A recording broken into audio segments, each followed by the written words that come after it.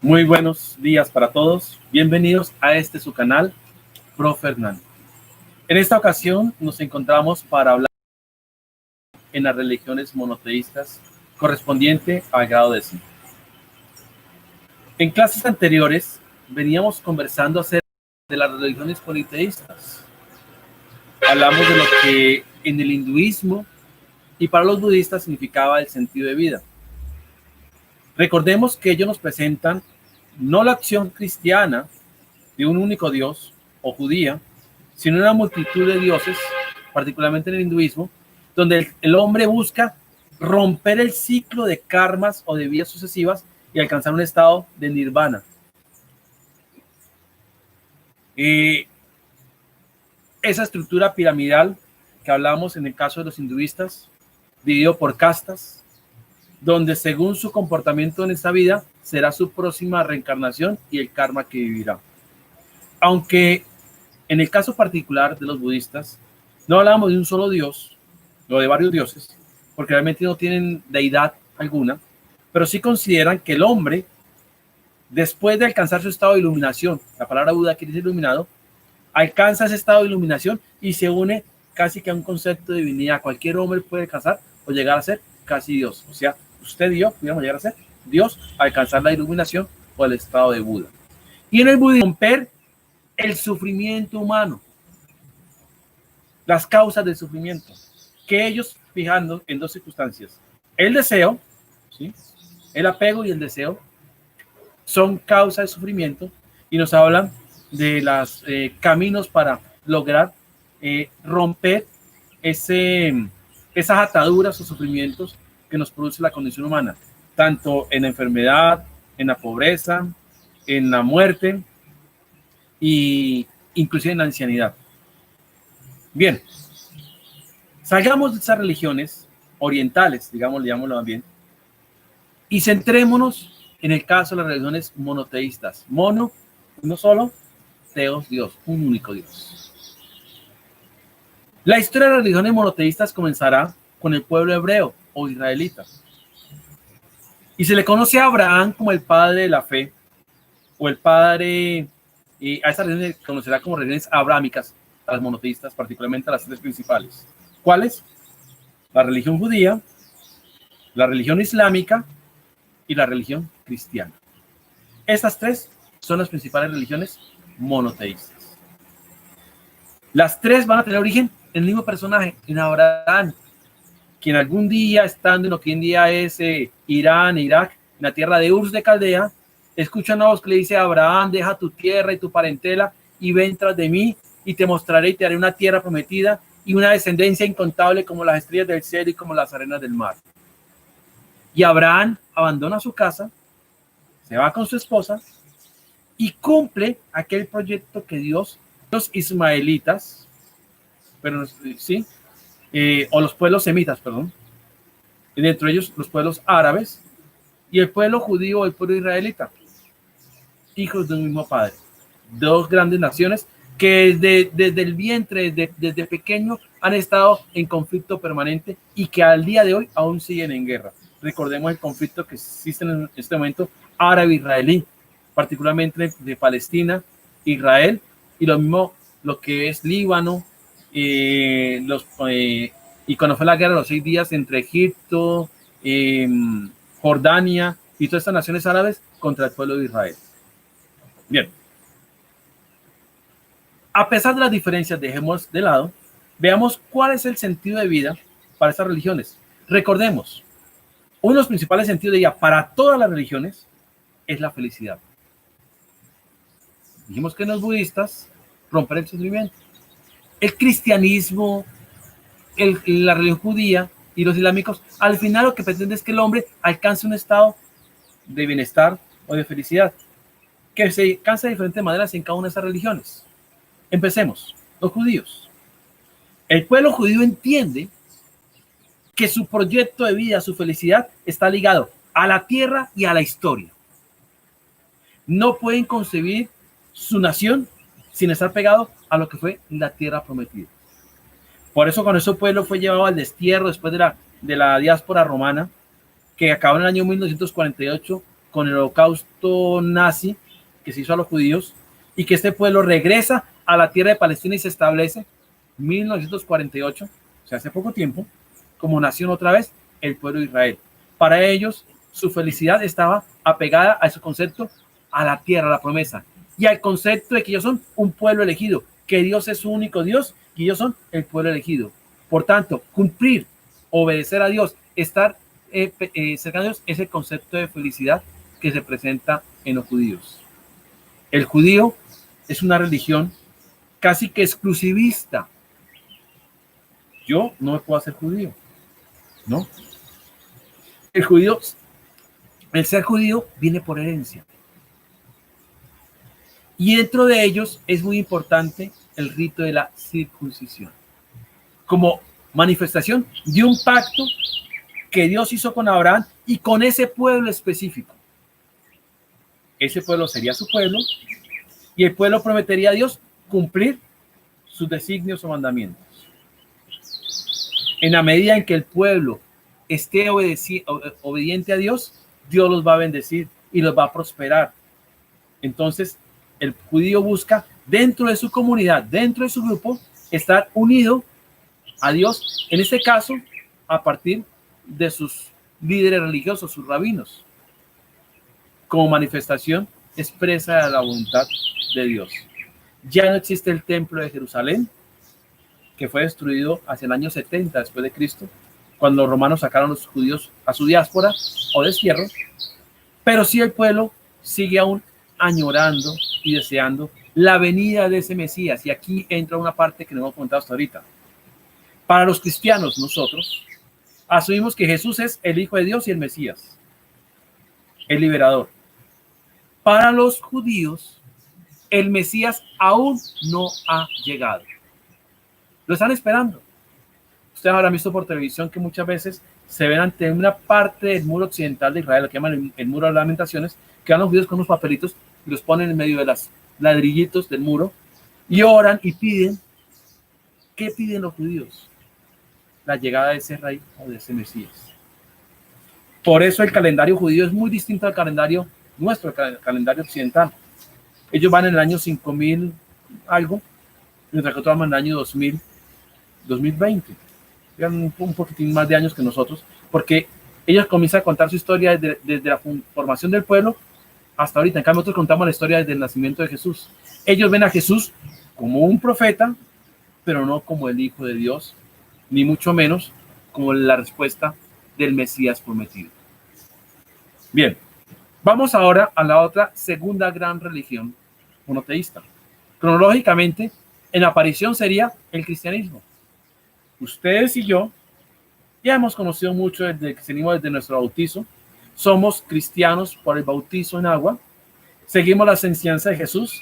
Cristiano es aquel que acepta a Jesús como el Señor de su vida, tanto en el catolicismo como en las iglesias evangélicas o protestantes. Compartimos una misma creencia en Jesús, Hijo de Dios y Salvador, quien vence el pecado y resucita de la muerte, y que nosotros, unidos a él, alcanzaremos junto con él también la resurrección para la vida eterna. Infortunadamente, y hay que aceptar esto, los cristianos estuvimos unidos muchos años, pero vino una etapa de separación o de división que ha sido infortunada para la religión cristiana. Hoy en día tenemos múltiples iglesias cristianas, evangélicas, protestantes, carismáticas, pentecostales, demasiadas.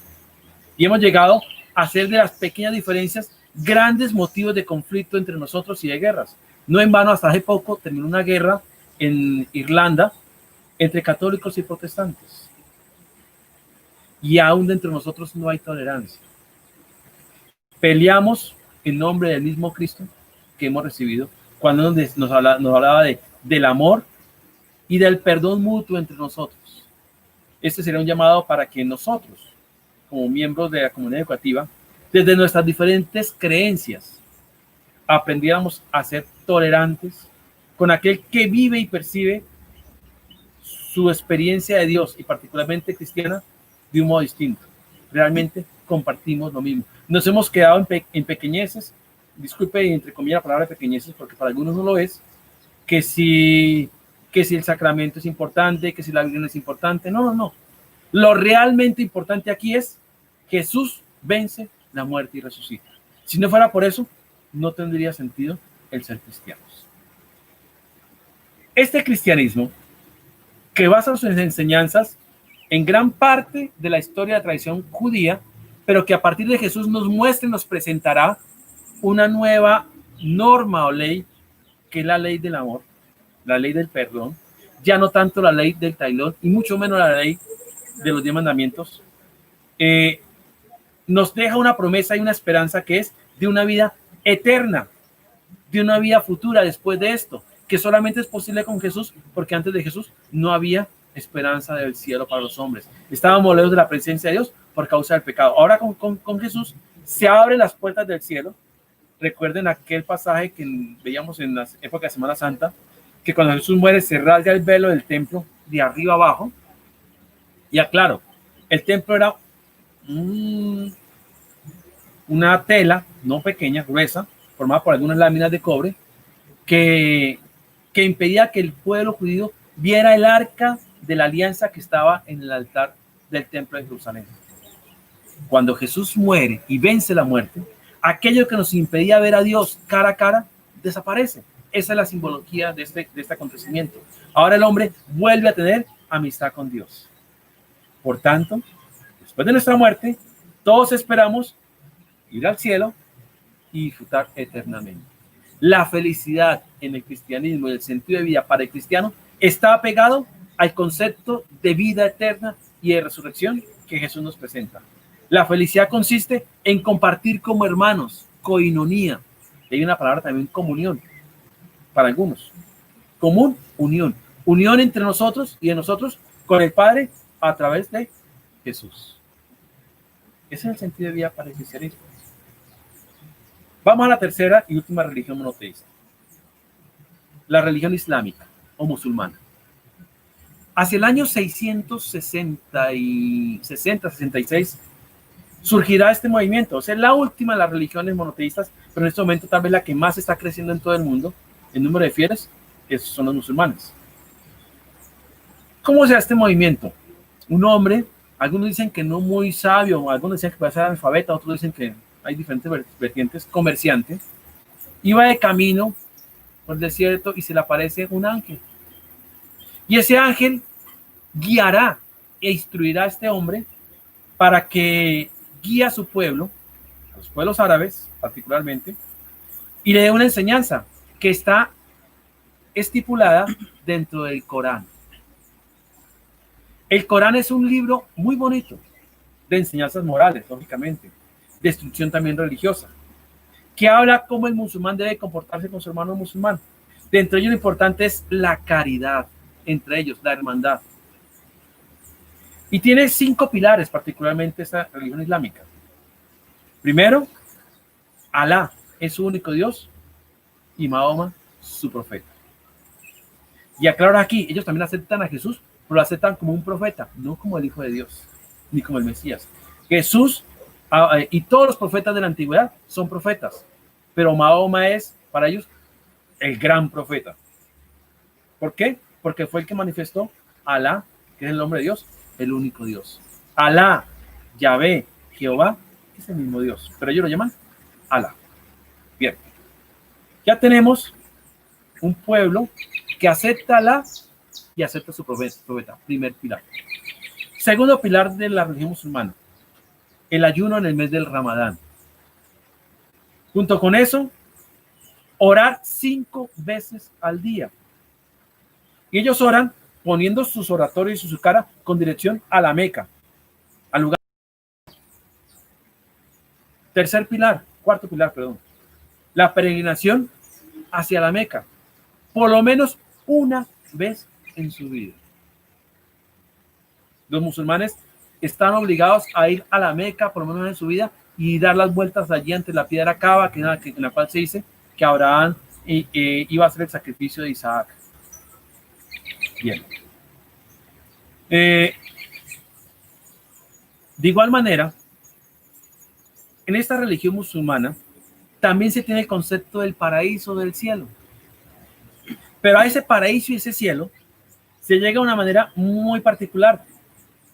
Quitemos el concepto de Cristo que salva. ¿Se acuerdan que tenemos en el cristianismo? Aquí no.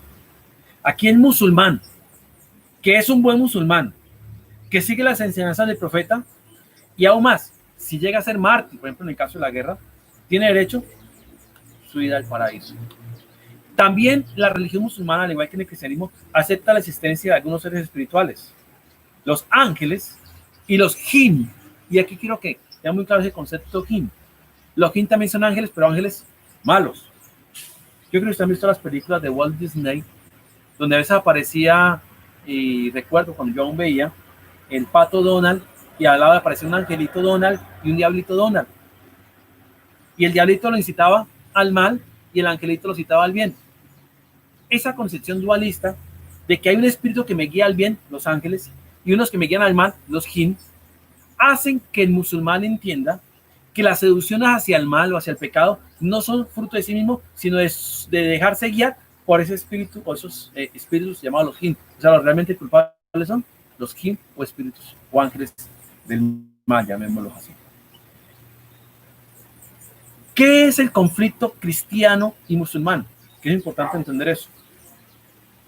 La cristiandad en la Edad Media fue a esas tierras musulmanas para rescatar territorios santos y hizo algo que fue terriblemente y muy cuestionado, las famosas cruzadas, que fueron guerras santas de la cristiandad en contra de los musulmanes, guerras que dejaron grandes heridas en el corazón musulmán contra los cristianos. Hoy en día los musulmanes ven a los cristianos en algunos lugares como infieles, y hay fanáticos, como en todas las religiones, que llegan, inclusive conciben que quitar la vida a un cristiano, degollarle con un cuchillo la parte de acá de su cuello, para ellos es un acto de misericordia, porque usted está liberando el alma de aquel infiel, según los musulmanes. Por eso hay musulmanes que realizan lo que nosotros consideramos actos terroristas.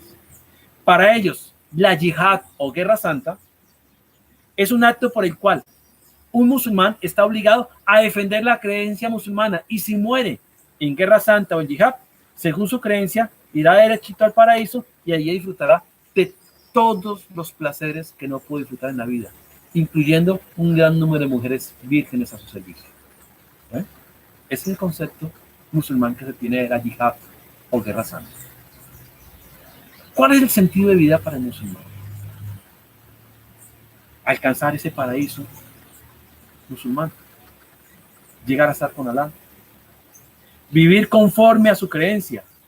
Y aquí tengo que hablar algo a favor de los musulmanes. El musulmán es caritativo entre ellos. En muchos países musulmanes uno encuentra pobreza ni mendigos en las calles, porque hay solidaridad. Es mi obligación, si mi hermano musulmán está pasando hambre, yo tengo recursos, darle a este hermano musulmán lo que él requiere para poder subsistir él y su familia. Cosa que a nosotros nos falta solidaridad. Dentro del musulmán hay solidaridad. Aún más, hay cosas que nos parecen muy raras. El hecho de que digamos que los hombres musulmanes puedan tener varias esposas. Sí, existe. Pero aquí tenemos una claridad. El respeto que el musulmán tiene por el cuerpo de la mujer es casi sagrado. Por eso la mujer permanece casi siempre cubierta la mayoría de su cuerpo. Hay que, claro, en toda la religión hay gente que se va al extremo. Hay quienes en sociedades en las cuales a la mujer se le obligó a utilizar la burka, que es un vestido en tierra caliente que la tapaba totalmente y solamente dejaba parte de sus ojos nomás. Pero para el musulmán, ¿quiénes pueden ver el cuerpo de la mujer? Sus padres y su esposo únicamente. Y la mujer acepta eso como una parte de respeto hacia su feminidad. Si la vemos desde este punto de vista, diría, bueno, muy bien. El problema es que sí hay sociedades musulmanas donde ese respeto se convirtió en sometimiento a la mujer. Pero realmente el musulmán que tiene una esposa y de repente va a conseguir otra que le acompañe, ese musulmán tiene que entender que esa otra esposa tiene que ser aceptada por la primera y ellas conviven conjuntamente y él tiene que ofrecerle absolutamente todo lo que aquella mujer requiera en la educación de sus hijos. Bien, en cuanto al culto, los musulmanes se reúnen para hacer la oración 5 veces al día, como les dije. esté en el lugar que esté. Cuando suena la trompeta del culto, por ejemplo, yo estoy en un centro comercial y suena la trompeta del culto, en ese centro comercial voy a encontrar un pequeño receptorio con dirección hacia la Meca, donde todos los musulmanes entran y hacen su instante de oración. Es sagrado para ellos. Así como para los judíos, el día sábado es el día sagrado, para los cristianos es el domingo, para los musulmanes el día sagrado es el viernes. Viernes es muy sagrado para los musulmanes. No se admite entre los musulmanes, por ejemplo, el alcoholismo. El consumo de bebidas alcohólicas tiene que ser mesurado, pero no es admitido, ni tampoco, tal vez como vemos en nuestras calles, las tabernas, los bares, no. El musulmán es un poco más recatado en eso. ¿Sí?